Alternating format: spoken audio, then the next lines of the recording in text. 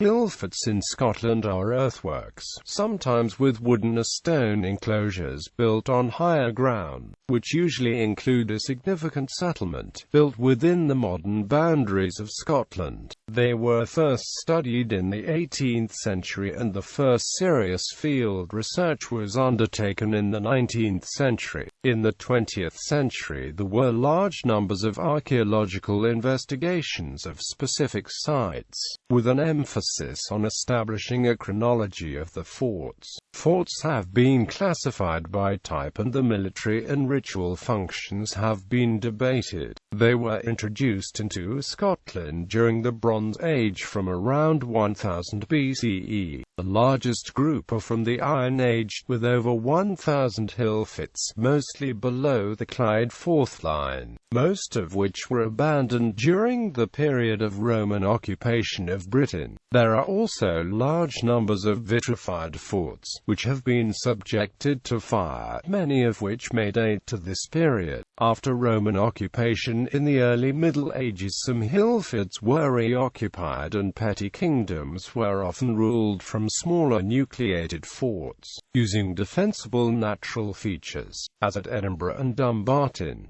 Early studies. The first major study of Scottish hillforts was undertaken by General William Roy and published as The Military Antiquities of the Romans in Britain, in 1793. However, Roy only recorded native forts like Burns Walk that had a close relationship to Roman constructions, or which he wrongly attributed to be Roman in origin. George Chalmers' first volume of Caledonia contained an arbitrary list of forts, but recognized that defenses at Burns Walk were not just in anticipation of Roman invasion, but to defend against native threats. He also recognized some of the relationships between major and subordinate sites, and the importance of indivisibility between sites. In 1851 the Scots-Canadian Daniel Wilson was the first person to use the term prehistoric in English, but he was dismissive of the significance of hillforts.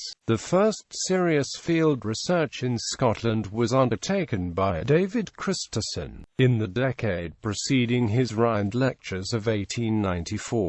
This was the first comprehensive survey of hillforts in a region of Britain. It was critical of previous neglect of the subject and cautious in labelling all forts as prehistoric. His work was published in 1898 as Early Fortification of Scotland and became the model for subsequent national and regional studies. In the 20th century there were large numbers of archaeological investigations of specific sites, which formed the basis for an attempt to establish a chronology of the forts that would allow them to be fitted into a defensive sequence of invasion and occupation. Particularly important in northern Britain was C.M. Pigot's investigation at Hownham Rings in the Cheviots. This established the Hownham model for Iron Age forts of progressive complexity of enclosure. These began with simple palisades, developed into stone univalate defenses, then more complex multivalate walls, and then finally the abandonment of these defenses for stone-built roundhouses attributed to the Pax Romana in the 1st or 2nd century BCE. This was challenged by Peter Hill on the basis of his excavations at Brocksmith near Edinburgh, from which he was able to suggest that the chronology of hill fort development was more complex and that stone-built houses predated the arrival of the Romans. The introduction of reliable carbon dating in the late 20th century allowed new approaches to be developed in which the defensive sequence was less prominent. The idea of developing enclosure, followed by a period of post-enclosure settlement developed in the Hownham model, is still seen as having some validity. Classification and function. A.H.A. Hogg identified 4 types of hill fort: contour forts, promontory forts, cliff forts and ridge forts. Contour forts, where banks and ditches are molded to the shape of the hill, are the dominant form in Scotland. Less significant are promontory forts, usually employing coastal features, such as the largest one in Scotland at the Mull of Galloway. Different types of defensive style occurred throughout the Iron Age period, some of which may have been a response to Roman siege warfare. There were different combinations in the use of earth, stone or timber. Timber was frequently infilled with stone or other materials. In continental Europe the timber is often arranged vertically, but in Scotland horizontal timbers were more common. The function of hillforts has been much debated. It was traditionally assumed that they were primarily defensive in nature, but in the late 20th century this view began to be questioned and social, ritual and religious functions were emphasized. Bronze Age. Bronze working developed in Scotland from about 2000 BCE. As elsewhere in Europe, it was in this period that hillforts of varying size and form were first introduced. Some had timber palisades and others ditches and ramparts. These included the occupation of Eildon Hill near Melrose in the Scottish borders, from around 1000 BCE, which accommodated hundreds of houses on a fortified hilltop. Traprain Law in East Lothian had a 20-acre enclosure, sectioned in two places west of the summit, made up of a coarse stone wall with a rubble core. The occupation of Castle Rock at Edinburgh and Burns Walk in Dumfries and Galloway also date from this time. Additionally, there were much smaller forts that were domestic in scale and which would have housed only one or two families. The function of these forts have been debated, with some stressing the military role and others their importance as symbolic centers of local society.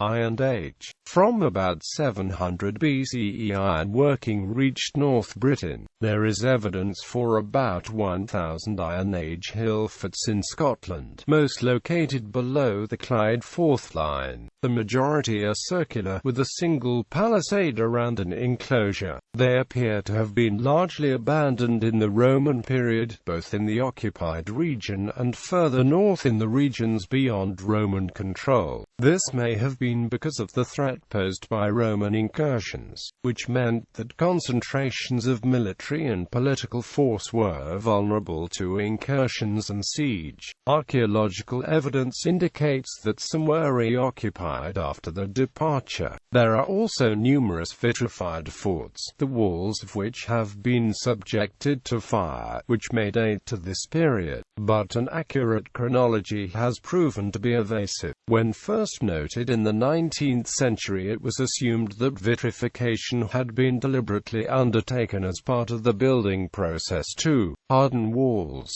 but this hypothesis was rejected by V. Gordon Child in the 1940s, and subsequent excavations have indicated that, since the debris from such walls fell on the deposits of occupation, it could not been part of the building process. Reconstructions have indicated the difficulty of deliberately firing timbers in this way, particularly in the prevailing climatic conditions in Scotland, and it is more likely that this was done as part of a process of fort destruction, either after conquest or when abandoned by the inhabitants. Extensive studies of such a fort at Finavon Hill near Forfar in Angus suggest dates for the destruction of the site in either the last 2 centuries BCE or the mid-1st millennium CE. Excavations at Dun-Idea, Aberdeenshire indicate a date for its destruction in the period 500–50 BCE.